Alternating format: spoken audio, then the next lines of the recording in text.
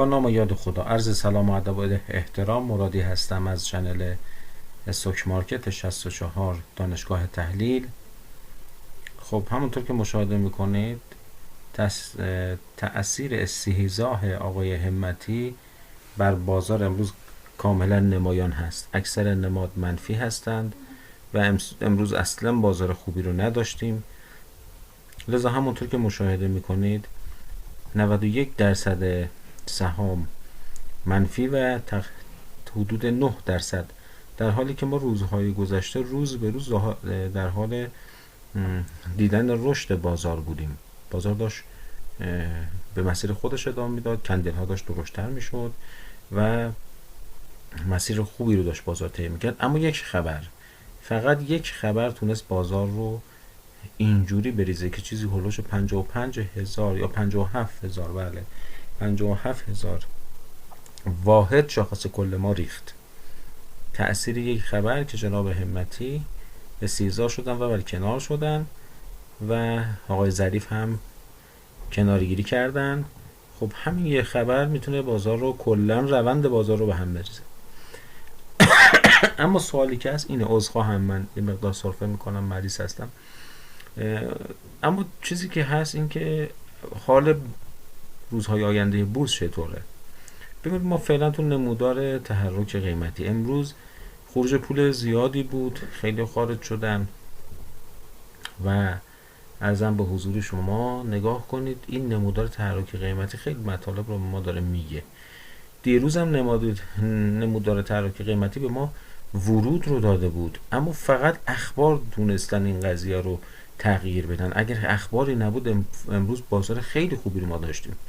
این خبر جابجایی وزیر اقتصاد و رفتن آقای همتی. اما آخرای بازار تقریبا خوب شد، امیدها به بازار برگشت. ببین همینطور که میبینید نمودار تحرک قیمتی سبزها تقریبا رشد کردن و قرمزها مقدار کاسته شدن و حدود 57,000 حدود منفی 2% شاخص کل و منفی 1.54% شاخص هموزن. خب بریم سراغ یه سری نمادها رو بررسی کنیم. ببینید ما در بحث حجم معاملات و به ملت امروز حجم خوبی خورد. شتران، خودرو، خساپا، شبنا، شستا حجم خوبی خوردن. ارزش معاملات و به ملت باز هم در صدر هست، یعنی و به ملت فکر میکنم یکی از سهامی که میتونه بازار رو نجات بده یکی خودرو هست، یکی و به ملت. نگاه کنید در بحث بیشترین ارزش معاملات باز و به ملت اومد.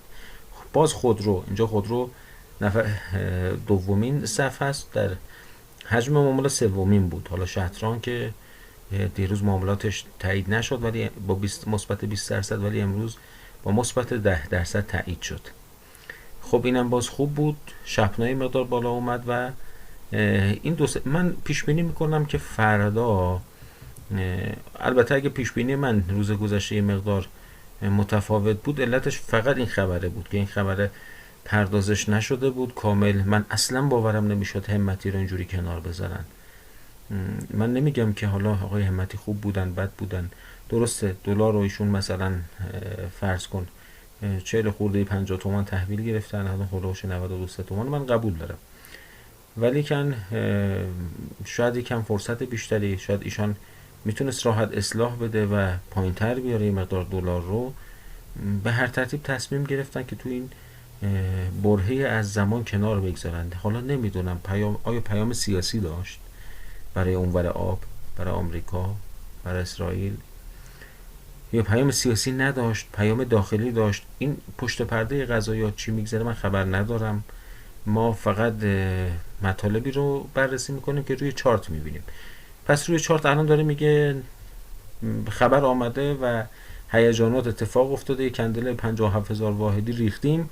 حالا بیایم ببینیم فردا که یه مقدار خرید بیشتر شده، یه سری سهم‌های خودرویی صفش جمع شد و به ملت صفش جمع شد. شتران داره بهتر عمل میکنه، نفتی مثل شپنا داره بهتر عمل میکنه. ببینم در روزهای آینده، به نظر من که حتما روزهای آینده بهتر از حداقل امروزن و هیجاناتی که میخوابه بازار وضعیتش بهتر خواهد شد. بریم تحلیل کنیم ببینم که به چه شکل هستن تحلیل های امروز ما. ببینید این شاخص کل بود. در با شاخص کل من یک نکته خوبی رو به شما گفتم ببینید من معتقد هستم تا این باکس شکسته نشه به بالا و یک پول بک بزنه یا پول بک هم نزنه، یک کندل منفی هم نشون بده کافیه، یا باز هم با قدرت بره بالا، پول های درشت ورود نمی کنن به بازار. اینجا هم پول های داغ و پول های درشت فعلا توی بازار نیومدن. زمانی که این باکس یعنی این سقف قیمتی 2,950 بشکنه به سمت بالا و 3,200,000 رو ببینه، اگه اینجوری باشه تا 4,400 هم میتونه بره بازار، تا 4 میلیون شاخص تا 4,400 هم پتانسیل رفتن رو هم داره. ولی اینجا میبینید به این خط مهم، این مقاومت مهم برخورد کرد. دیروز هم گذشته بود، فقط این خبر باعث ریزش شد، هیچ اتفاق دیگه نیفتاد. خب الان ما کجا هستیم؟ الان ما روی خط میدلاینیم و این مووینگ ما هم بهش نزدیکه. آیا باز فردا هم یه منفی داریم؟ بله، ما احتمال زیاد فردا هم یه منفی داریم، یا نهایتش یک منفی ضعیفه، یا به هر ترتیب یک کندلی که از امروز خیلی ضعفش کمتره و خیلی موقعیت بهتری داره فردا. روی این ارزم به حضور شما خط میدلاین کانال هستیم. خیلی خوب میشه اگه بتونه فردا بازار با قدرت برگرده، ولی بعید میدونم. به هر ترتیب ما الان روی حمایتیم. اگه حمایت ها رو بشکنه خب دیگه این مقدار وضعیتش بدتر میشه، ممکنه تا همین کف کانال هم بیاد، تا همین کف کانالی که صعود کرده که این مقدار بالاتر میتونه تا این خط حمایتی دیگه مثلا 2,733,000 یا 2,650,000 هول هوش 680 650 بیاد، ولی به شرطی که این خطای حمایتی رو بشکنه به سمت پایین. تا فردا نشه مشخص نمیشه. ببینم به چه شکله. خب این شاخص کل بود، شاخص هموزن. من شاخص هموزن رو دیروز گفتم به نظر من این خط مقاومت داینامیک رو میشکنه. همه چی مساعد بود برای شکستن این خط، همه چیز. فقط تنها عاملی که باعث شد خبر آقای همتی بود که مثلا باورم خودم نمیشد که آقای همتی رو به این راحتی کنار بذارن. به هر ترتیب یه فرصت 1 ساله 2 ساله شاید نیاز بود حالا که بهشون بدن، چه بسا دلار رو ایشون پایین‌تر می آورد. وقتا تو 80 خورده ای شاید هم نه تو 70 هم می آوردش. 70 مثلا 7 نه 70 78 75 80 این هولوشو میتونست بیاره، ولی خب اجازه داده نشد و ظاهرا احساس خطری کرده بودن. شاید هم یه پیغام سیاسی بود، من اطلاع ندارم. دیروز اینجا خرید اتفاق افتاده بود. ببین بسیاری از سهام آماده رفتن و صعود بودن، ولی این خبر باعث شد ببین این مووینگ ما حمایت مهمی بود. این حمایت مهم میتونست که این کندل امروز رو پرتاب کنه به سمت بالا، ولی این خبر نشد و نگذاشت. خب احتمالاً ببینم چطور شاخص عمل میکنه. آیا میخواد بیاد به این کف یک کف دو قلو بزنه و بره بالا، یا نه که حالا فرض کنیم این مقدار بیاد پایین‌تر. من این خط این عددم براش مشخص کردم، تقریبا 804,000 واحد فعلا بیاد ببینم چه کار میکنه. بریم سراغ خودرو. بله، خودرو جای خوبی برگشت. ببینید خودرو دقیقاً اون سقف قیمتی رو زد، قله رو زد، سقف قیمتی زد، برگشت. حالا کندل امروز به صورت سبز نشون میده ولی قرمز هستش. ما امیدواریم با ورود پولی که تو خودرو امروز اتفاق افتاد که من نشونتون دادم، هم ارزش معاملات بالایی داشت خودرو امروز و هم حجم معاملات بالایی داشت، بتونه فردا از این فضا با قدرت عبور کنه. حالا ببینم به چه شکل خواهد شد، ما امیدواریم. ولی در نهایت اگر یک زمان بخواد اصلاح کنه، ببینید حمایت‌های ما کجا هست. الان این 364 و فیبوی نیم 357 تومن، اینا فعلا حمایت خوبی برای خودرو هستن اگه بخواد ریزش بیشتری کنه. و اگر نه بخواد بالا بره، خب میتونه اعداد بعدی رو ببینه که من فعلا مهمترین عددش رو براش 1,618 یعنی 426 تومن فعلا میدونم، تا ببینم در آینده چطور عمل میکنه و آپدیت خواهیم کرد. بریم سراغ پالایش. گفتیم این خط صورتی رو که ما میبینیم، خط فیبوی نیم 17,900 تومان مقاومت جدیشه، امروز نتونست عبور کنه و اومد پایین. امیدواریم که به این کانال اصابت کنه و نقش حمایتی داشته باشه. همچنین این مووینگ اوریج نارنجی رنگ که میبینید بتونه واسه حمایتش بشه.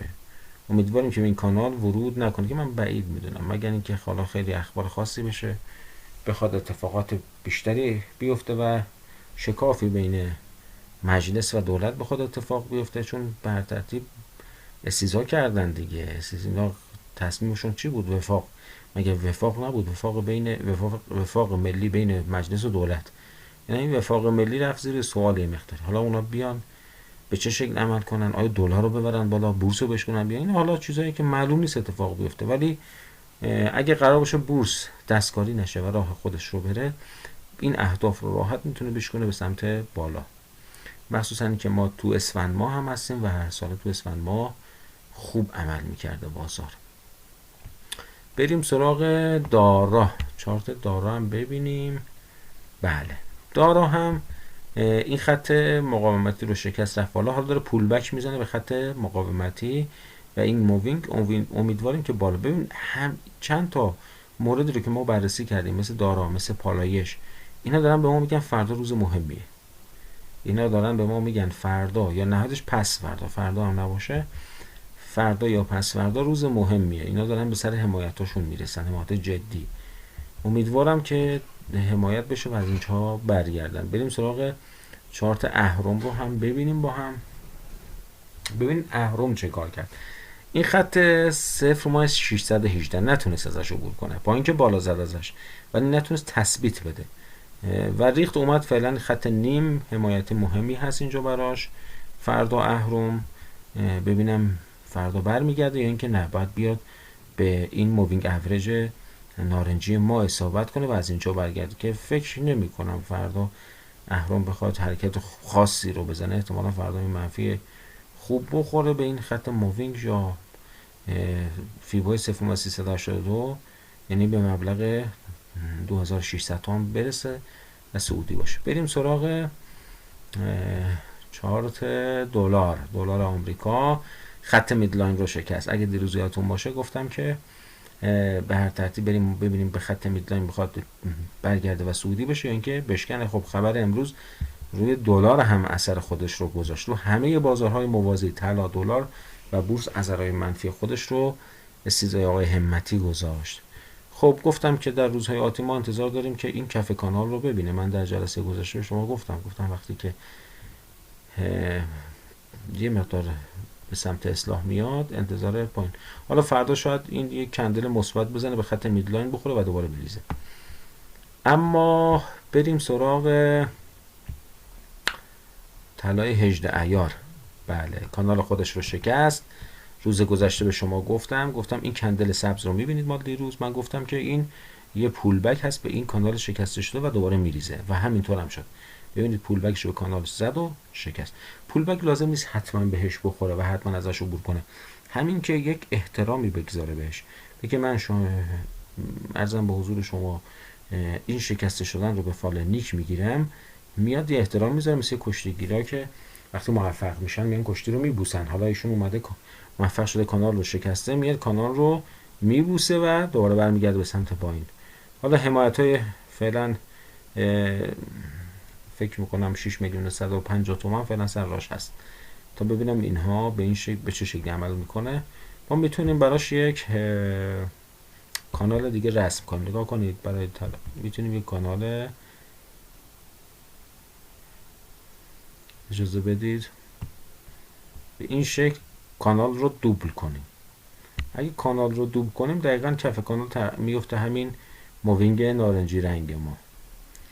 خب حالا منتظریم به واکنش های بعدی که طلا به نظرم جای ریزش بیشتری داره. بریم سراغ اونس جهانی. اونس جهانی هم میبینید من توی کانال قرارش دادم و این کانال سقف خودش رسیده. حالا داره به چه شکل عمل میکنه؟ فعلا یک کندل سبز خوبی رو امروز داشته. کندلش هم خوب بوده، واقعا درشت بوده. خب بریم ببینم که این به چه شکل هست. اجازه بدید من یک کانال دیگه تو این کانال ترسیم کنم. بله اینجا هم خط میبینید که حالا اجازه بدید من این رو یک مقدار به این شکل بگذارم. این درست، این درست. ببینید این اومده به این کندل اصابت کرده، یعنی تقریبا ما یک کانال دیگر و کوچکتری تو این کانال بزرگتر طراحی کردیم، کوتاه مدتی تر، و اومده به خط میدلاین این کانال اصابت کرده و داره میره بالا. امکان داره همین اینجا هم یه باز دو تا کندل باز بالاتر بره اون سه جهانی و دوباره ریزش کنه بیاد به همین کف کانال اصابت کنه. این فقط به خاطر احترام به این خط میدلاین بلند شده. ببینم حالا میخواد اینجا رو بشکنه بیاد بالاتر برسه یا بشکنه بیاد پایینتر. من احتمال اینکه یک دو تا کندل، دو تا کندل، 4 5 تا کندل اینجا بخواد بازی کنه، در جا بزنه و بیا بریزه به این کف کانال زیاد میدونم. این احتمال رو من بیشتر میدونم از جهت تکنیکالی، ولی روی حمایت است و حمایتش هم حمایت خوب و کندل قابل اعتنایی هستش. خب انشالله که موفق و مؤید باشید و در پناه خدا. امیدوارم که این روزها و این ناراحتی که امروز باعث شد که دوستان بورسی یه ذره زیان دیگه ببینن، انشالله که در روزهای آینده به زودی جبران بشه. موفق و مؤید.